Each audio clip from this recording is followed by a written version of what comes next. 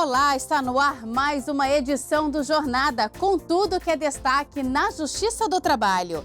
Todas as semanas fazemos uma viagem pelo Brasil, mostrando projetos e iniciativas que beneficiam toda a sociedade. No programa de hoje, uma reportagem especial sobre um caso de muito sucesso em efetividade da Justiça, o que garantiu as verbas trabalhistas de ex-empregados da VASP. Em Brasília, Comissão Nacional de Promoção à Conciliação se reúne no TST com os coordenadores de núcleos e centros de conciliação da Justiça do Trabalho.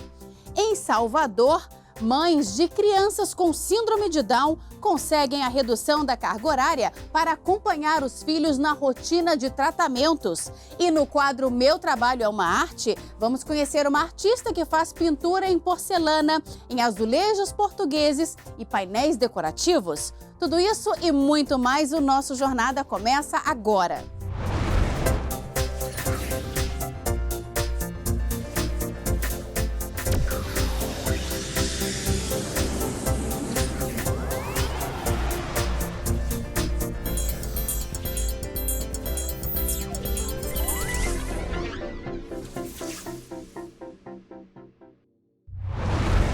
Um dos casos de maior sucesso em execução trabalhista mobilizou a Justiça do Trabalho em todo o país. Foi o processo movido por ex-empregados da antiga VASP, que com a falência da companhia aérea não tinham recebido verbas referentes à rescisão trabalhista, como fundo de garantia por tempo de serviço. Após longa batalha judicial e espera, esse caso de grande complexidade começou a ser resolvido com direcionamento das ações a uma vara do trabalho específica. Saiba mais sobre a estratégia adotada na reportagem.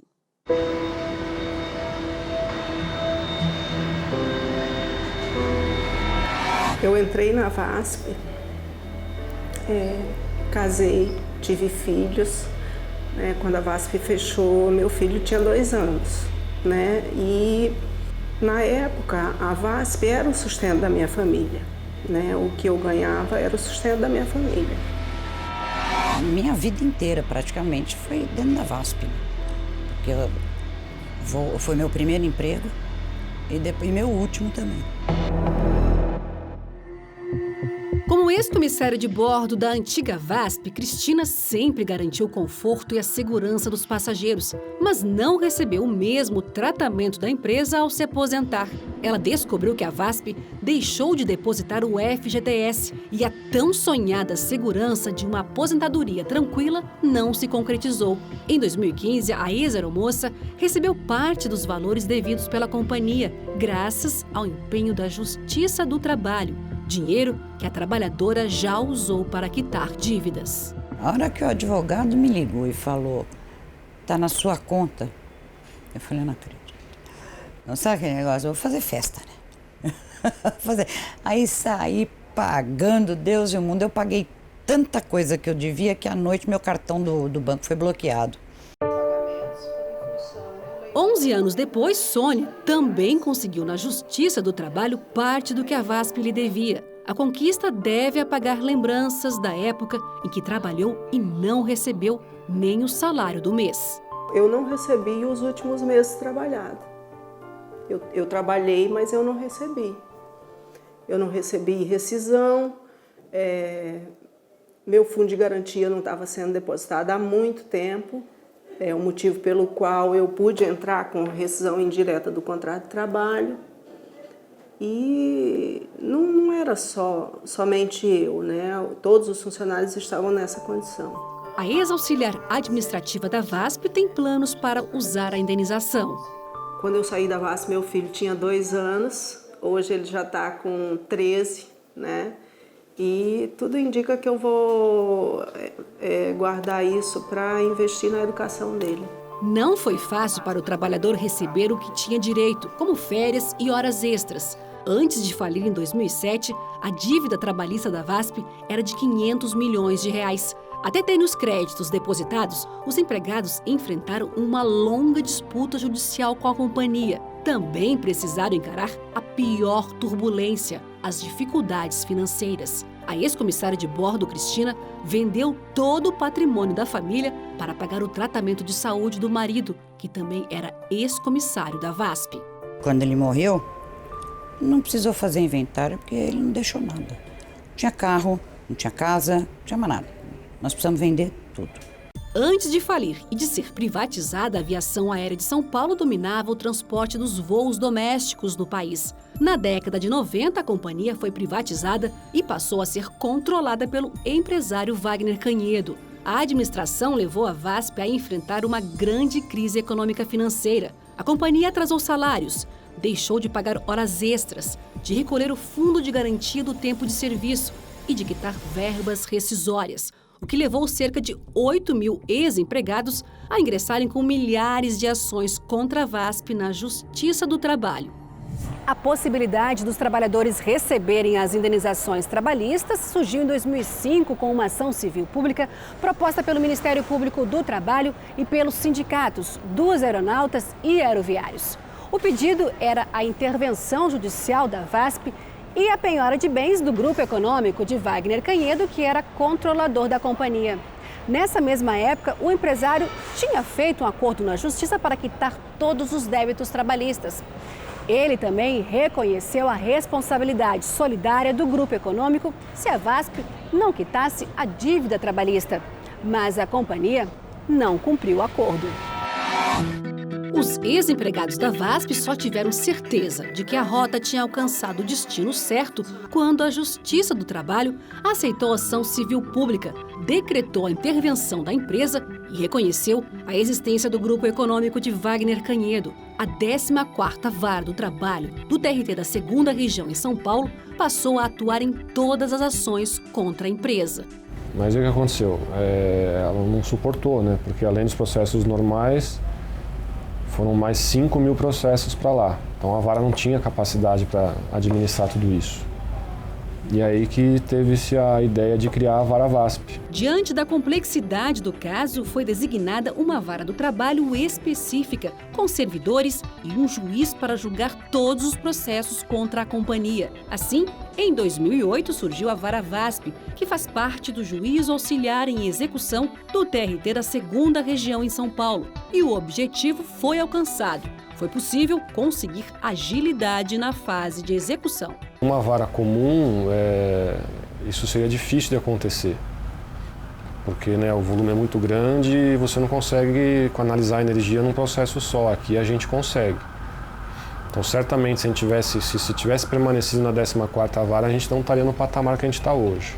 Há 8 anos, a unidade atua exclusivamente para que as indenizações sejam pagas e para que seja cumprida a decisão judicial. O trabalho está em executar bens de 54 sócios e empresas do grupo econômico da companhia. Hoje, a dívida trabalhista da falida VASP está em aproximadamente R$2 milhões. Com a criação da Vara VASP, especificamente, iniciou-se o processo de execução. Os bens mais vultosos do grupo, eles foram alienados, e justamente com esses valores que eu estou fazendo pagamentos hoje. A circunstância de ter se conseguido alcançar patrimônio dos sócios que compunham o grupo econômico e também de empresas do grupo econômico foi a grande diferença neste caso. O elemento diferencial está na circunstância de se ter conseguido fazer a apreensão de bens dos patrimônios dos sócios e empresas integrantes do grupo econômico, o que fez com que houvesse lastro financeiro para a quitação da dívida dos credores, que já se arrasta, o processo se arrasta há vários anos. Eu diria que foram diversas batalhas judiciais em diversas etapas destes processos, envolvendo os segmentos do Poder Judiciário diferentes, mas enfim, que ao fim de tudo, está se chegando à quitação da dívida, que é o que de fato se busca atingir. 3 fazendas foram leiloadas. Com a venda judicial foram arrecadados aproximadamente R$500 milhões. Desses recursos levantados, quase a totalidade foi distribuída para 1.000 ex-empregados da VASP. O primeiro lote de pagamento, com R$40 milhões, foi liberado em setembro do ano passado. Uma solenidade no TRT da 2ª Região em São Paulo deu fim a uma espera de 10 anos. Ainda hoje são feitas inúmeras tentativas de expropriação, de penhora, enfim. É trabalhoso, mas pelo menos a gente está tendo resultado, né? Demorou, mas a gente está tendo resultado. Depois de muito tempo, mas as pessoas estão começando a receber, se não tudo, uma boa parte do que tem de crédito, né? Se não tivesse tudo isso sido criado, a Vara VASP não fosse criada, a presidência do TRT à época não tivesse entendido a magnitude, a sensibilidade de tudo, até hoje nenhum trabalhador teria recebido.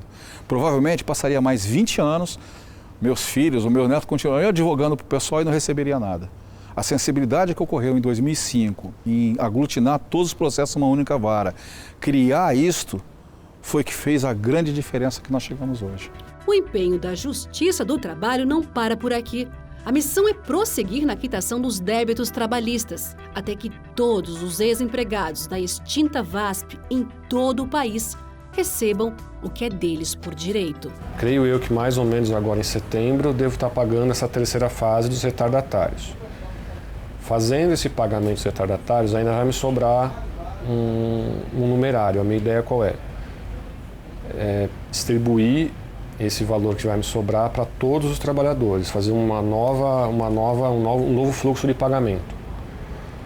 E a cada momento que a gente conseguir alienar algum bem, enfim, fazendo isso. Alienou um bem, entrou dinheiro, a gente vai fazendo o pagamento, vai distribuindo, ainda que pouco, mas que a gente consiga ir satisfazendo os créditos, né? Nós estamos dando exemplo para os outros como é que se liquida um processo em um tempo mais rápido. A grande lição que se pode retirar do caso VASP é a de que o juiz que se dedica à execução, o resultado efetivo é maior. A gente tem que acreditar na justiça, né? Afinal, foi uma vida de trabalho.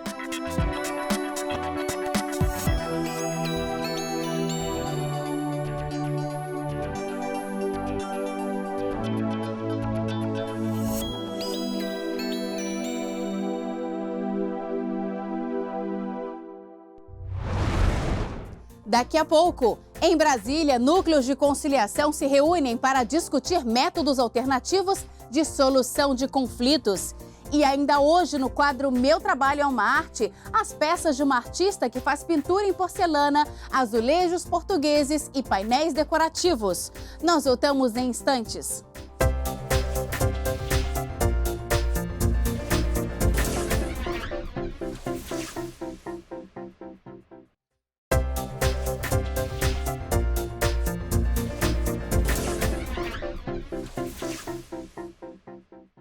Vamos agora fazer um giro pelo Brasil para acompanhar algumas decisões de destaque.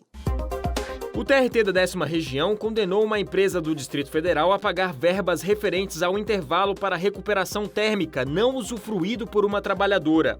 Mesmo não trabalhando em uma câmara frigorífica, ficou provado em perícia que a empregada ficava em local com temperaturas similares. A construtora Camargo Correia foi condenada pelo TRT da 14ª Região a indenizar em R$700 mil por dano moral, material e por litigância de má-fé um motorista de caminhão que perdeu a capacidade de trabalho. No processo, o empregado alegou que desde 2012 a empresa tinha conhecimento dos problemas de saúde, mas o manteve na mesma função. Para o tribunal, o empregador foi responsável pelo agravamento da doença ocupacional. O grupo de empresas que atua na construção da central hidrelétrica Segredo, em Mato Grosso, foi condenado pelo TRT da 23ª Região ao pagamento de R$500 mil por danos morais coletivos, após ficar provado que os trabalhadores eram submetidos a situações de risco de morte e que causavam prejuízos físicos e emocionais, como a prorrogação da jornada de trabalho. Para o TRT, as empresas não ofereceram condições mínimas de saúde, segurança e higiene aos trabalhadores. A Comissão Nacional de Promoção à Conciliação se reuniu com os coordenadores de núcleos e centros de conciliação da Justiça do Trabalho. O objetivo do encontro foi discutir métodos alternativos para solucionar mais rapidamente conflitos trabalhistas. A Comissão Nacional de Promoção à Conciliação se reuniu com os representantes das 5 regiões geográficas para um balanço da 2ª Semana Nacional de Conciliação. Diversas propostas foram discutidas e levadas para uma outra reunião, desta vez com os coordenadores de núcleos e centros de conciliação da Justiça do Trabalho. Na abertura, o presidente do Tribunal Superior do Trabalho e do Conselho Superior da Justiça do Trabalho, ministro Ives Gandra Martins Filho, salientou a importância da conciliação e do julgamento consciente das ações. Este é um momento histórico de união de todos nós, de valorização da conciliação, de promoção e estímulo da conciliação, e sempre sabendo que, não conseguindo, primeiro a vocação do juiz do trabalho é a conciliação, não conseguindo conciliar, ele tem que ter essa consciência de que eu tenho que pacificar esse conflito. E qual é a solução para cada caso que realmente seja a justa e pacifique o conflito social. O vice-presidente do TST, ministro Emanuel Pereira, coordenador da comissão, elogiou a participação dos tribunais regionais do trabalho na Semana Nacional de Conciliação. Foi exitosa graças ao empenho, ao trabalho dos regionais que compõem a comissão de conciliação e tivemos um resultado de praticamente quase R$1 bilhão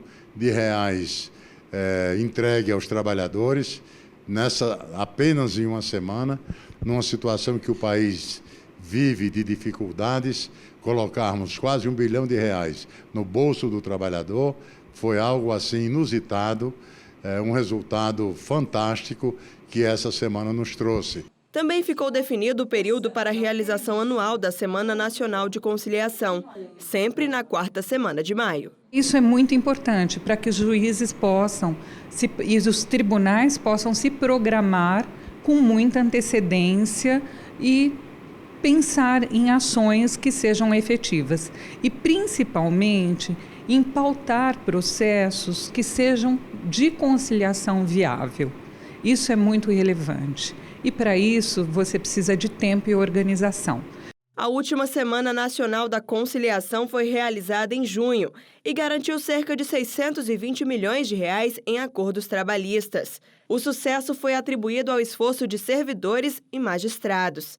A gente sabe que a gente está criando uma nova cultura de conciliação institucionalmente, então a gente também tenta sempre estar se mapeando, se observando, refletindo. Também ficou decidido que haverá uma reunião com grandes empresas que ainda não firmaram acordos de conciliação, uma espécie de recall com os litigantes. Além disso, novas medidas foram apresentadas pela vice-presidência do TST para promover a implantação dos centros de conciliação nos tribunais regionais do trabalho. Uma delas é a criação de uma central de apoio com a participação de juízes e servidores que já coordenam outros centros em diversos TRTs. É algo extremamente positivo e valoroso e merecedor de comemoração o fato de que, pela primeira vez na história da Justiça do Trabalho, reunimos no Tribunal Superior do Trabalho, de forma institucional, gestores de políticas judiciárias de conciliação que atuam nos tribunais regionais do trabalho. Ou seja, reunimos aqui aqueles que estão na ponta, executando e vivenciando as políticas judiciárias de conciliação. E por quê? Porque o nosso objetivo é, coletivamente, compartilhar experiências, compreensões e opiniões e, acima de tudo, ter a contribuição dessas pessoas e também as críticas para que possamos avançar nas políticas judiciárias de conciliação. No próximo bloco, em Salvador, mães de filhos com síndrome de Down conseguem na Justiça do Trabalho a redução da carga horária para acompanhar as crianças na rotina de tratamentos. E no quadro Meu Trabalho é uma Arte, as porcelanas, azulejos e painéis decorativos de uma artista que vive em Brasília. Nós voltamos daqui a pouco. O TRT de Goiás divulgou na página do Facebook a nova campanha do Fórum Goiano em Defesa da Justiça do Trabalho. O objetivo é divulgar a missão da Justiça do Trabalho, que é a pacificação social por meio da solução de conflitos entre trabalhadores e empregadores. Conheça e compartilhe. facebook.com/TRT18.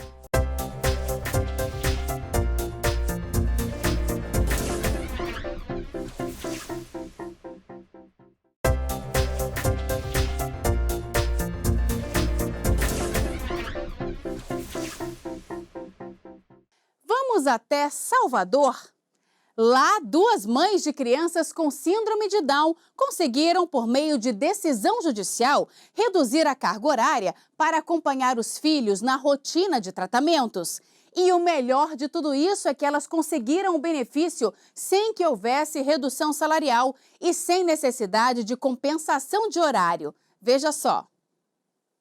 Quem vê Arthur brincando e se divertindo, nem imagina que é neste momento que ele está construindo sua independência e autonomia para a vida adulta. Todas estas atividades são consideradas essenciais para o desenvolvimento da criança com síndrome de Down. A síndrome de Down é uma alteração genética causada pela presença de um cromossomo a mais, também conhecida como trissomia 21.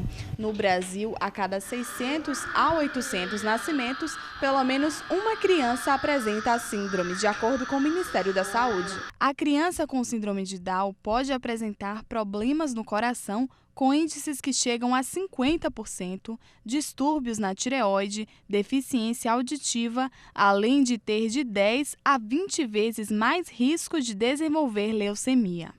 E para fazer todos os tratamentos necessários, é essencial o acompanhamento permanente de um familiar. Qualquer criança precisaria estar com a família mais perto, né? E a criança com síndrome de Down, ela precisa mais ainda. E para acompanhar o filho na rotina de tratamento, Marilu decidiu largar o emprego. Não foi fácil, mas foi necessário. Porque Arthur, realmente, com 2 anos e meio, eu estava deixando na mão de terceiros, né, para cuidar disso. Então, não era eu que acompanhava na terapia, não era eu que acompanhava em casa. E no momento que eu saí, que eu mudei, que eu fiquei muito tempo com Arthur, mais tempo com o Arthur, eu pude acompanhar o desenvolvimento dele e o comportamento dele mudou. E diante dos gastos e da necessidade permanente de acompanhamento dos filhos com síndrome de Down, 2 mães conseguiram na Justiça do Trabalho da Bahia o direito de reduzir pela metade a jornada de trabalho, sem a necessidade de compensação de horário e sem perda salarial. Em ambas as decisões, as juízas responsáveis pelos casos citam o artigo 227 da Constituição Federal, que afirma ser dever da família e do Estado assegurar à criança o direito à saúde e à convivência familiar. E há, inclusive, uma norma editada no Brasil, que entrou em vigor em janeiro desse ano, que confere às crianças com deficiência uma prioridade no tratamento, na preservação dos seus direitos, e fiquei surpreso, de um lado, existirem tantas normas que protegem e, ao mesmo tempo, não se transformar isso na prática em algo real em favor dessas crianças.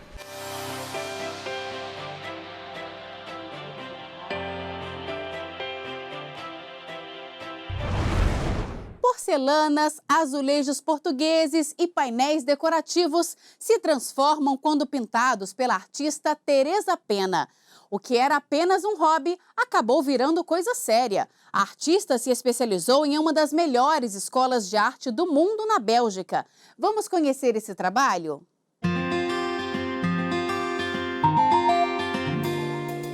Meu nome é Teresa Pena, eu trabalho com pintura em porcelana, painéis decorativos e pintura em azulejos portugueses.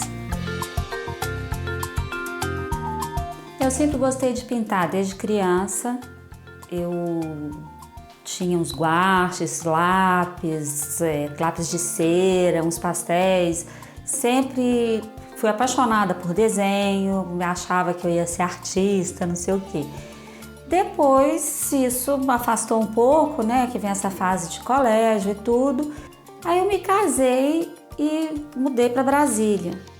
E aí que eu resolvi voltar a trabalhar com o meu hobby, que eu nunca imaginei que eu pudesse trabalhar com uma coisa que me desse tanto prazer. Fui fazer um curso na Bélgica de pintura decorativa, que era uma coisa que estava começando aqui e era uma das melhores escolas do mundo. E foi muito, muito enriquecedor. Voltei para o Brasil, continuei trabalhando com isso. Fiz trabalhos aqui, fiz trabalhos na Bélgica, na Suíça, e em Belo Horizonte, em Brasília, no Rio.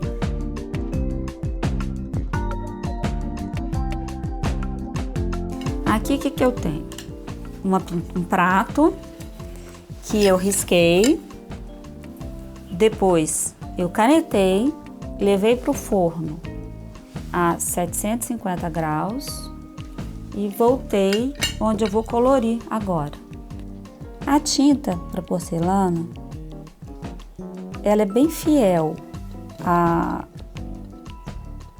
cor depois do forno, com exceção dos rosas, dos púrpuras, que podem vir mais fortes, mais bonitos.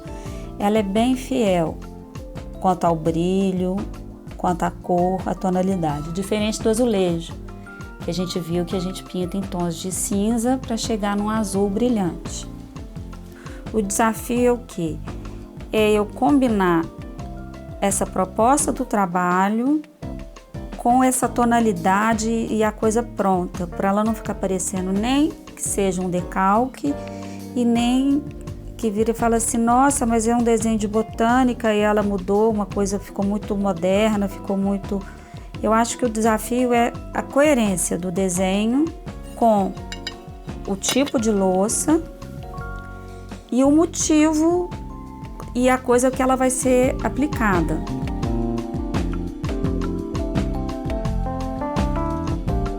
É uma coisa muito gratificante você pegar uma peça em branco, pensar o que você quer fazer com ela, o desenho, qual que vai ser a utilidade, pintar e depois tirar aquilo do forno e ter aquela surpresa que você fez uma coisa linda.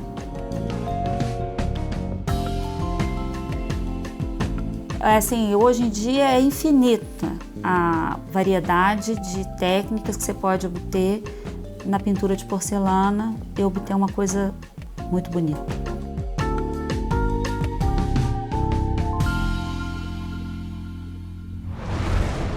E o Jornada de hoje termina aqui. Na semana que vem temos um novo encontro. Muito obrigada pela companhia e até lá!